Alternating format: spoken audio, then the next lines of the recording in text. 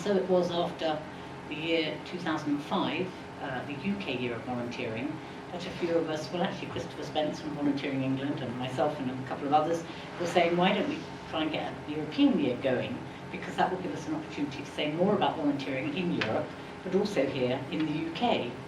And we started in about 2006 with this whole process of developing the campaign for the year, which of course included forming alliances, particularly alliances with people in Brussels who knew all the institutions, the European Commission, the European Parliament, the Committee of Regions. There was not an institution that wasn't important in the building of that alliance.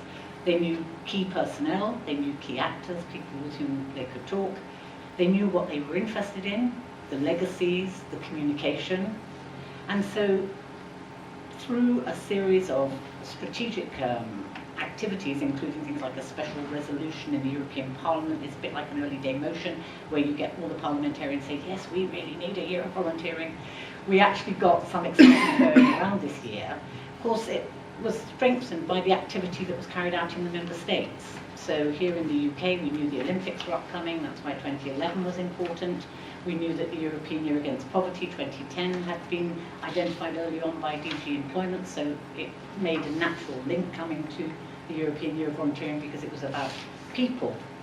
And that really brings me to why it would work. And I'm rushing a bit here because I know I've only got 5 minutes, but something that's worth saying is most of the NGO activity is about people.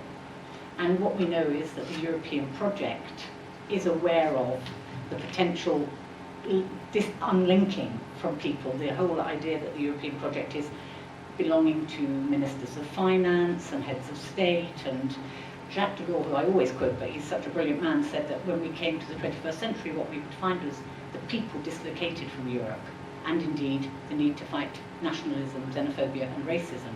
And so the fact that we were coming in with some people stuff and the European project needed that people stuff, I think was a kind of win-win synergy, and will have meant that there was more of a predisposition perhaps from the institutions to have us alongside them.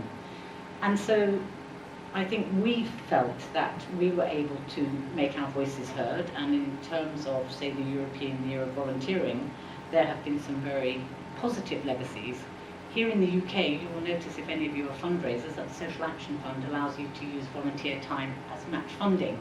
And in part that's because we've been banging on about volunteer time, the value of volunteering, for the last few years in the context of the European Year of Volunteering, but also because the document that the European Year produced, this is the policy on volunteering in Europe, has a whole kind of chapter in there about the value of volunteering and the need to recognise that.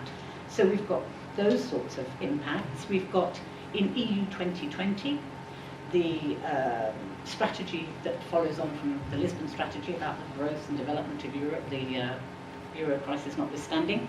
We have in there inclusive growth.